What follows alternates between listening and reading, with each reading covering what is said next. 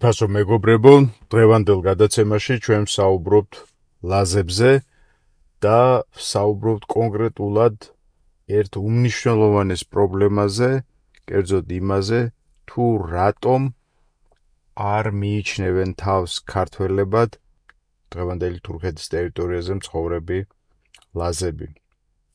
მოდი დავიწყოთ ამ ტკივნეული თემის განხილვა. სანამ გადავიდოდეთ უშუალოდ ამ საკითხზე, მანამ ჩვენ კარგი იქნება თუ მიმოვიხილავთ ლაზების გენეზის და მათ ისტორიას რამდენიმე სიტყვით. ლაზები სამხრეთ-აღმოსავლეთის შავიზღვისპირეთისა და მდინარე ჭოროხის აუზის ისტორიული ლაზეთისა და ჭანეთის მკვიდრი მოსახლეობაა. ძირითადად ისინი ცხოვრობენ თანამედროვე თურქეთის ტერიტორიაზე, აგრეთვე აჭარაში, მდინარე ჭოროხის აუზში და სამეგრელოში ენგურის შესართავთან, კერძოდ სოფელ ანაკლიაში. ლაზები საუბრობენ ქართველური ჯგუფის ზანური ენის ლაზურ დიალექტზე. თურქეთში მცხოვრები ლაზები მუსლიმები არიან, მაგრამ გართურქების იძულებითი პოლიტიკის მიუხედავად მათ შეინარჩუნეს თავიანთი ენა და კულტურა. ლაზების ანუ ჭანების ისტორიული წარსული მჭიდროდაა დაკავშირებული ძველი კოლხეთის ისტორიასთან. როგორც ვიცით, ძველი კოლხეთის სამეფოში ძირითადად მოსახლეობდა ქართველთა მოდგმის ორი მონათესავე ტომი: ლაზ-ჭანები და მანრალ-მეგრელები, ანუ ეგრისელები, რომლებიც მეტყველებდნენ ზანურ ენაზე. ამ ტომის სახელწოდება ჭანი შემდგომში ლაზად შეიცვალა, მაგრამ მთლიანად არასდროს არ გამქრალა. ჭანი და ჭანეთი შემოინახა ხალხურმა ზეპირსიტყვიერებამ. ელინისტურ ხანაში, ძველი წელთაღრიცხვის მე-5-1 საუკუნეებში, ჭანლაზებსა და მათ მონათესავე მეგრელებს ეჭირათ შავი ზღვის სანაპიროს საკმაოდ ვრცელი ტერიტორია, ტრაპიზონიდან დაწყებული აფხაზეთამდე. ენობრივი ერთიანობის მიუხედავად ისინი ორ თემად იყვნენ გაყოფილნი. ჭანლაზებს მთელი ჭოროხის ხეობა ეჭირათ, მანრალ-მეგრელებს კი რიონის ხეობა. მათ შორის საზღვარი დღევანდელი გურია უნდა ყოფილიყო. ამ ორ თემში თავდაპირველად მანრალ-მეგრელები დაწინაურდნენ და საკმაოდ ძლიერი სამეფო შექმნეს, რომელსაც ბერძნები და რომაელები კოლხეთის სამეფოს უწოდებდნენ. ძველი კოლხეთის სამეფოს საზღვარი ტრაპიზონამდე აღწევდა. აქ მოსახლე ჭანლაზებიც კოლხეთის სამეფოში შედიოდნენ. მხოლოდ სამეფო ხელისუფლება კოლხებს ჰქონდათ და მეფეებსაც კოლხების თემიდან, ანუ მანრალ-მეგრელებიდან ირჩევდნენ. კოლხეთის სამეფო არსებობდა რომაელების შემოსევამდე, ანუ ძველი წელთაღრიცხვის 1 საუკუნემდე. უნდა ითქვას აუცილებლად, რომ კოლხეთის სამეფო არსებობდა სხვადასხვა სამეფოს სახით. ერთი ეს პირველი სამეფო, ანუ კოლხეთის ძველი სამეფო, რომელიც დაარსებულია დაახლოებით ძველი წელთაღრიცხვის მე-17-მე-15 საუკუნეებში და რომელმაც იარსება კიმერიელთა შემოსევამდე, ანუ ძველი წელთაღრიცხვის მე-8 საუკუნემდე. ეს არის პირველი სამეფო, ხოლო ამის შემდეგ მე-8 საუკუნის ამ კიმერიელთა ამ საშინელი კატასტროფული შემოსევების შემდეგ მე-8 საუკუნის ბოლოდან იწყებს არსებობას კოლხეთის მეორე სამეფო, ანუ კოლხეთის ახალი სამეფო, რომელიც ამ პერიოდიდან ძველი წელთაღრიცხვის 1 საუკუნემდე ახერხებს არსებობას, კერძოდ რომის მიერ კოლხეთში მეფობის გაუქმებამდე. რომაელების შემოსევის შემდეგ კი მათ პოლიტიკური ნდობა დაჰკარგეს რომის წინაშე და სამეფო ხელისუფლების ჰეგემონია კოლხების მონათესავე ტომის ლაზების ხელში გადავიდა, რომელნიც რომის ბატონობის პერიოდში დაწინაურდნენ და მეფეებსაც სწორედ ამ ტომიდან ირჩევდნენ. პოლიტიკური მესვეურების კოლხებიდან ლაზების ხელში გადასვლას თვით სახელმწიფოებრივი სახელწოდების შეცვლაც მოყვა და ამიერიდან რომაელებმა მას ნაცვლად კოლხეთისა ლაზიკა, ანუ ლაზიკე უწოდეს. ლაზიკის სამეფოს პოლიტიკური ცენტრი და სატახტო ქალაქი იყო არქეოპოლისი, დღევანდელი ნოქალაქევი. ეს ქალაქი მდებარეობდა მდინარე ტეხურის პირას და მაღალი გალავნით და ციხე-კოშკებით იყო შემოზღუდული. ამაზე პროკოპი კესარიელი მოგვითხრობს. არქეოპოლისი არის მთავარი და უდიდესი ქალაქი ლაზების ქვეყანაშიო. ლაზიკის პოლიტიკურ-საზოგადოებრივი ცხოვრების სათავეში იდგა მეფე, რომელსაც ირჩევდნენ მემკვიდრეობით. ლაზიკის მეფეს ბიზანტიის კეისარი ამტკიცებდა, რომლისგანაც იგი სამეფო ნიშნებსა და საჩუქრებსაც იღებდა. იყო ესეთი საინტერესო მომენტი, რომ ლაზიკა ბიზანტიას არც ხარს უხდიდა და არც ჯარს უგზავნიდა. მხოლოდ ვალდებული იყო ჩრდილოეთის საზღვრები გაემაგრებინა და არ გადმოეშვა იქიდან ბარბაროსი ტომები და მათგან დაეცვა ბიზანტიის სამფლობელო. პოლიტიკური ურთიერთობის გამტკიცების მიზნით ლაზთა მეფეები ბიზანტიის კეისრებს ენათესავებოდნენ და ცოლად ირთავდნენ ხოლმე მათ ქალებს. მოკლედ, ლაზების შესახებ ბევრი რამის თქმა შეიძლება. ეს არის ერთ-ერთი ყველაზე მნიშვნელოვანი ქართველური ეთნოსი, რომელმაც უზარმაზარი წვლილი შეიტანა ქართული სახელმწიფოებრიობის, ქართული პოლიტიკის ისტორიაში. მაგრამ შემდეგ მოხდა ძალიან აუბედითი რამ, კერძოდ ის, რომ ეს ბრწყინვალე ტომი მე-15 საუკუნის ბოლოდან, მე-16 საუკუნიდან მოექცა სამწუხაროდ ოტომანური იმპერიის გავლენის ქვეშ. და როდესაც ოსმალებმა დაიპყრეს მე-16 საუკუნეში ლაზეთი, მოსახლეობა რა თქმა უნდა მთლიანად ქრისტიანული იყო, ეს იყო მართლმადიდებლები, ჩვეულებრივი მართლმადიდებლები და მოგეხსენებათ, პირველი ქრისტიანები კოლხები იყვნენ ქართველებს შორის. იმიტომ რომ პირველივე საუკუნეში მოხდა ქრისტიანობის ქადაგება და აქედან გამომდინარე, რა თქმა უნდა, ლაზებიც ერთ-ერთი პირველი ქრისტიანები არიან ქართველთა შორის. მაგრამ ოსმალთა საზარელი კვლელობების, წამების და უბედურების შედეგად, რომელიც თავს დაატყდა ლაზეთს, იძულებული გახდნენ ლაზები, რომ გამუსლიმანებულიყვნენ. და გამუსლიმანებას მოყვა გათურქებაც, ანუ მოყვა ძალიან დიდი, ძალიან სერიოზული ასიმილაციის პროცესი. ლაზები, როგორც გვეჩვენებს მათი წარმოშობა, მათი ეთნოგენეზისი, ეს არის ჩვეულებრივი ქართველური მოდგმის ხალხი, ისევე როგორც მეგრელები, ისევე როგორც სვანები, ისევე როგორც ქართები, მაგრამ სამწუხაროდ ეს ხალხი თავს ცნობს ქართველების მონათესავედ, მაგრამ არა ქართველად. და ამაში მაინც და მაინც ლაზების დადანაშაულება გადამტრევა ჯოხის, ეს არ იქნებოდა ზნეობრივი და არ იქნებოდა წესიერი საქციელი ჩვენი მხრიდან, იმიტომ რომ ჩვენ კარგად ვიცით, ყოველ შემთხვევაში უნდა ვიცოდეთ კარგად, თუ რა საშინელებას წარმოადგენდა ოსმალური იმპერია და ზოგადად მუსლიმური იმპერიები, მუსლიმური ტირანიები. ერთი ადგილი არის ლაზეთში, რომელსაც დღესაც შენარჩუნებულია ეს სახელწოდება, დუდიკვათ უქვია, რაც ლაზურად და ასევე მეგრულად ითარგმნება როგორც თავის კვეთის ადგილი და ეს ადგილი ქვია იმის გამო, რომ ამ ადგილას მე-16 საუკუნეში ოსმალებმა სიკვდილით დასაჯეს ლაზი სასულიერო პირები და მათი ერთგული მრევლი. ეს ადამიანები საქართველოს ეკლესიას წმინდანად ყავს შერაცხული. ასე სასტიკად დასაჯეს ისინი იმისთვის, რომ მათ უარი თქვეს ქრისტიანობის უარყოფაზე და ისლამის მიღებაზე. ასეთი მაგალითები სამწუხაროდ არის უამრავი ლაზეთის თურქიზაციის და ისლამიზაციის ისტორიაში, ამ პროცესში და ამიტომაც ჩვენ ვერ ვიტყვით, ჩვენ არ გვაქვს უბრალოდ მორალური უფლება, რომ მათზე ვთქვათ განსაკუთრებული რაიმე აუგი.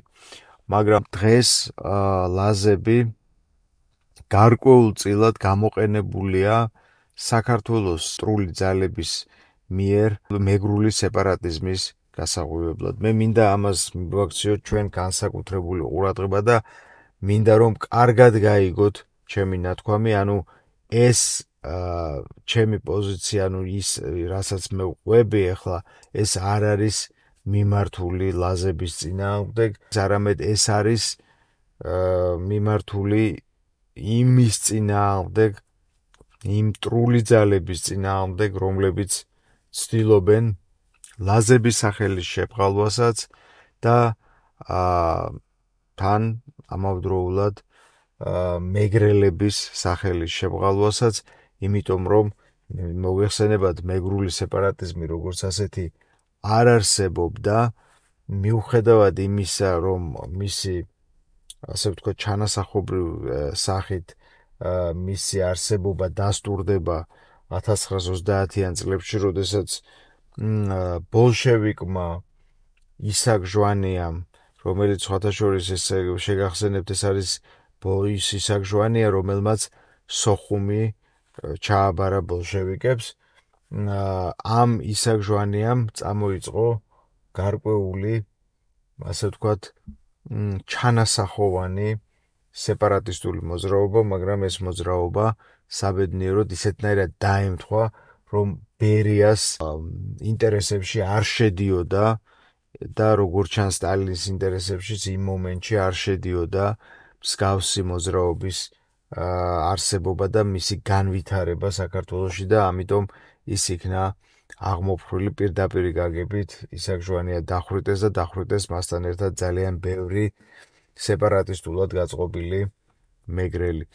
მიუხედავად ამისა, მოიხსენებათ, რომ მეგრული სეპარატიზმი როგორც ასეთი, ეს არის თითიდან გამოწვეული ამბავი, ეს არ არსებობს და დღეს სწორედ ხდება ამის ასე ვთქვათ კულტივირება და ამის წინააღმდეგ უნდა აღდგეს ყველა, აბსოლუტურად ყველა, მაგრამ ამავდროულად ჩვენ უნდა ვიცოდეთ და გავერკვეთ თუ ვინ არის სინამდვილეში, ვინ დგას სინამდვილეში ამის უკან და ჩვენ ისრები არ უნდა მივმართოთ არასწორი მიმართულებით, კერძოდ ამ შემთხვევაში ისრები არ უნდა მივმართოთ ლაზებისკენ. მე პირადად მქონია ლაზებთან შეხება, ისეთ ლაზებთან, რომლებიც როგორც შემდეგ აღმოჩნდა ყოფილან თურქეთის გავლენის აგენტები და ეს რაში გამოიხატა.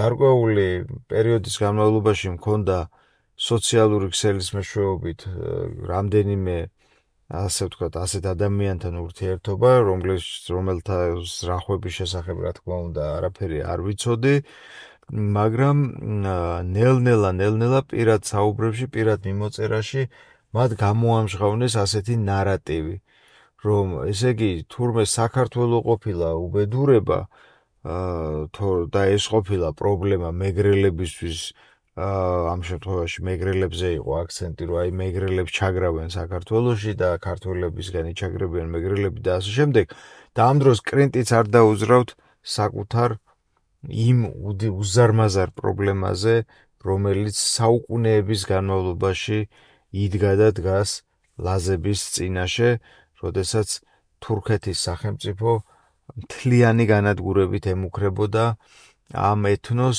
და დღესაც უკვე რა თქმა უნდა დღეს ეს ყველაფერი შემსუბუქებულია ეს მდგომარეობა, მათ მიეცათ საკუთარი ენისა და კულტურის, ასე ვთქვათ, ელემენტარული სტანდარტების შენარჩუნების საშუალება და ასე შემდეგ და ასე შემდეგ, ევროკავშირის სხვადასხვა კონვენციების შესაბამისად, მაგრამ აქამდე სანამ ეს მოხდებოდა, მათი აბსოლუტური უმრავლესობა შეიძლება ითქვას ლაზების არის ისეთ მდგომარეობაში, რომ თავიანთი საკუთარი ენა არიციან თავიანთი წარმოშობა, არიციან თავიანთი ეთნოგენეზისი, არიციან რომ ისინი ოდესღაც ქრისტიანები იყვნენ და ასე შემდეგ. ბევრი რაღაცა არიცის ძალიან ბევრმა ლაზმა.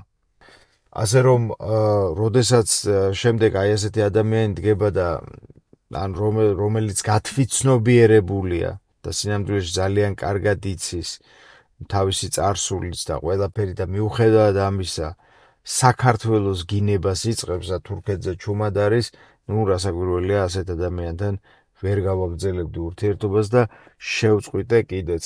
და უბრალოდ მივხვდი, რომ ეს არ არის ჩვეულებრივი ლაზი, არამედ ეს არის თურქეთის გავლენის აგენტი, რომელიც ცდილობს გარკვეული დისონანსის შემოტანას ქართველ ერში.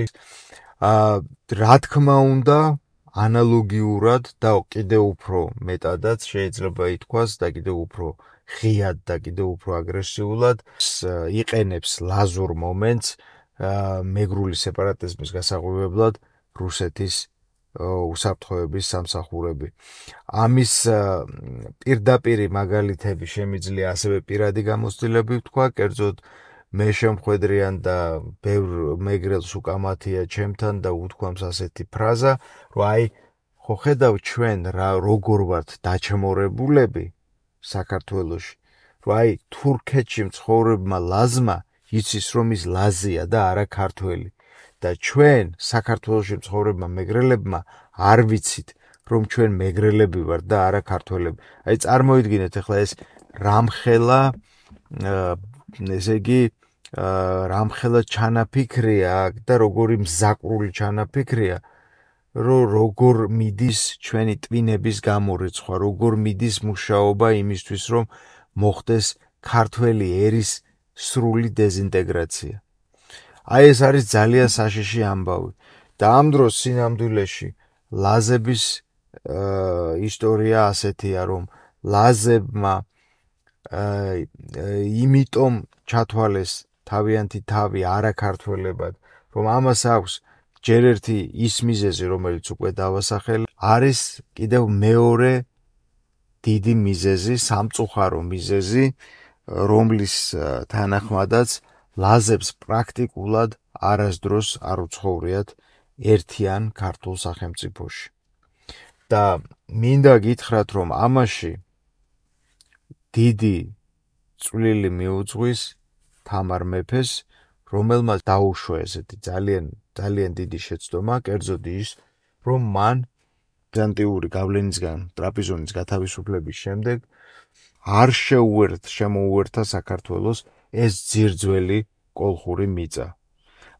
გადაწყვიტა, რომ საკუთარი მამიდაშვილებისთვის, ბერძენი მამიდაშვილებისთვის, კომნენოსებისთვის ეფეშქაშა გადაეცა ეს ტერიტორია და იქ დაეარსებინა ვასალური სახელმწიფო, რომელსაც ერქვა სარკასტული სახელი ტრაპიზონის იმპერია. აი წარმოიდგინეთ, ახლა იმპერია როგორ შეიძლება ჯერ ერთი რქმეოდა ვასალურ ქვეყანას, საქართველოს ვასალი იყო ჩვეულებრივად და ერქვა ესეთი ხმამაღალი სახელი ტრაპიზონის იმპერია.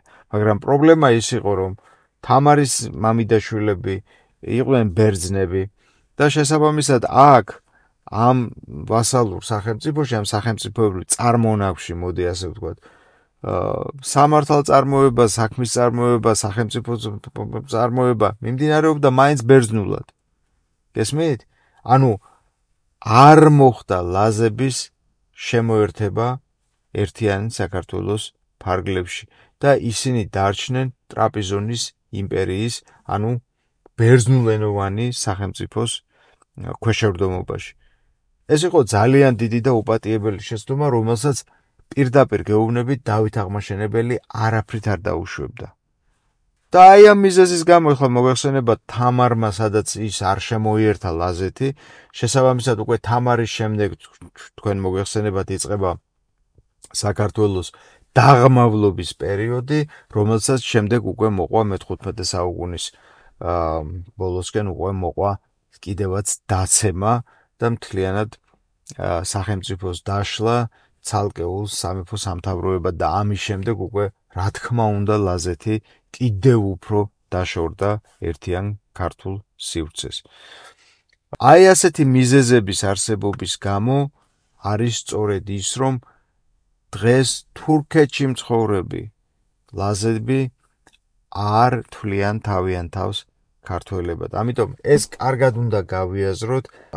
ამ ტიპის პრობლემასთან არ არის საჭირო აგრესიული დგომა, საჭიროა სირბილე, საჭიროა მაქსიმალურად მათი აზრის გათვალისწინება, მოსმენა და დარწმუნების მეთოდებით მუშაობა იმისთვის, რომ მათ დავანახოთ რეალური ისტორია, ეთნოგენეზისი თუ როგორია მათი წარმოშობის ისტორია როგორია და მოკლედ მათში ამ ისტორიის შესახებ, საკუთარი წარსულის შესახებ განათლების შეტანით შეიძლება მოხდეს ეს ცვლილება, მაგრამ არავითარ შემთხვევაში ეს არ უნდა იყოს ისე, რომ ამან მიიღოს შეურაცხყოფელი ხასიათი. მოკლედ ეს იყო რაც მინდოდა დღეს მეთქვა თქვენთვის და მედოვნებ რომ სწორი პოლიტიკის, სწორი სახალხო დიპლომატიის გამოყენების პირობებში ყველაფერი შესაძლებელია და შესაძლებელია ისიც, რომ ლაზებმა გაითავისონ თავიანთი ერთობის მნიშვნელობა ზოგად ქართულ სივრცეში. დიდი მადლობა ყურადღებისთვის, შევხვდებით მომავალ გადაცემაში.